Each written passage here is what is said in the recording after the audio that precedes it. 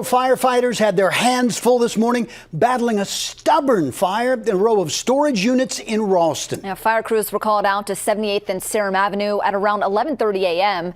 At least 8 storage units were involved in the fire. Ultimately, fire crews from Ralston, Papillion, Springfield, Omaha, Boys Town and Irvington battled the fire. It took crews at least 2 hours to get things under control. Nobody works together better than fire departments. Ralston Fire Chief described conditions as a perfect storm. Cold weather, then difficult access to locked units to fight the fire. The cold weather is playing a little bit of a factor, but just trying to gain access to each individual storage unit, and then the fire's kind of getting up in the ceiling of that and the roof line of those storage units, so that's posing the greatest difficulty for us.